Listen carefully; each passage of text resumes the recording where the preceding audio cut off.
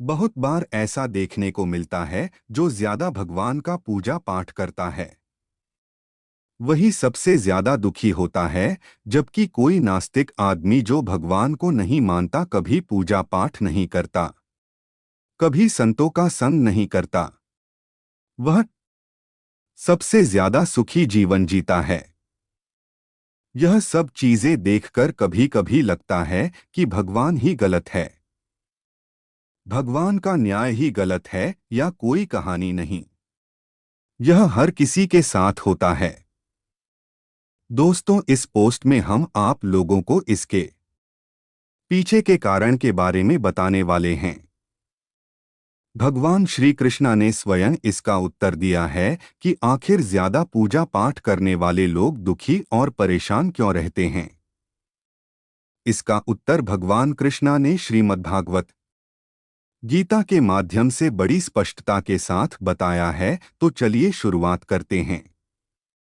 दोस्तों, बात द्वापर युग की है, जब भगवान श्री कृष्ण और अर्जुन के बीच संवाद हो रहा था। तब अर्जुन ने भगवान श्री कृष्ण से पूछा, हे माधव, जो लोग ज्यादा पूजा पाठ करते हैं वह ज्यादातर दुखी और परेशान क्यों रहते हैं? इसके पीछे कारण क्या है, जबकि वो लोग जो भगवान का नाम ही नहीं लेते, भगवान का स्मरण भी नहीं करते, वह लोग हमेशा गलत कार्य करते हैं। उन लोगों को जीवन में सुख मिलता है। इसके पीछे का रहस्य मुझे समझाने का प्रयास करें।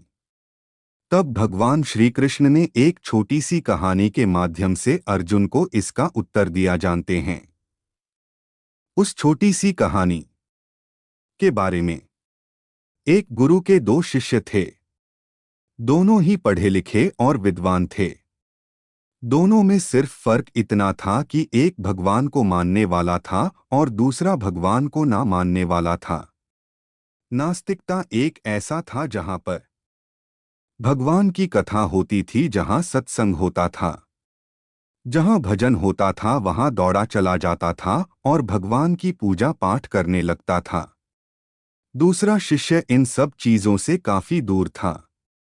वह शराब पिया करता था, वेश्याओं के यहाँ जाया करता था। सारी बुरी आदतें दूसरे शिष्य में थी।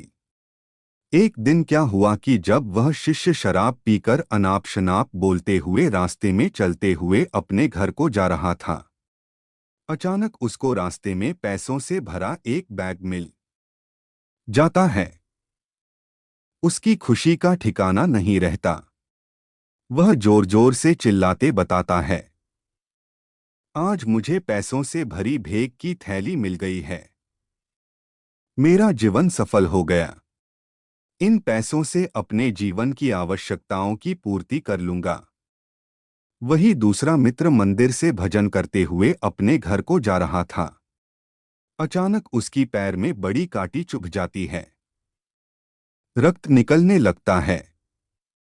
ठीक उसी समय दूसरा शीशे भी वहां पहुंच जाता है और हंसते हुए उसको बोलने लगता है, क्यों तुम ही हो ना जो सबसे ज्यादा पूजा पाठ करते हो, भगवान का भजन करते हो। क्या किया तुम्हारे भगवान ने? मुझे देखो, मैं कभी मंदिर नहीं गया। मैंने कोई अच्छा काम किया है? मेरे घर में भगवान का मंदिर भी नहीं है। मैंने कभी अपने बारे में सत्यनारायण भगवान की कथा नहीं कराया।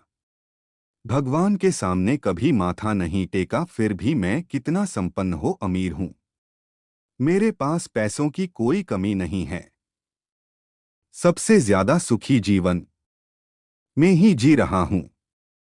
अच्छे शिष्य को उसके बाद चुभने लगी। उसने मन ही मन भगवान से प्रार्थना किया, या तो सच बोल रहा है। मैं कितना पूजा पाठ करता हूं और वह कुछ नहीं करता, फिर भी कितना सुखी है।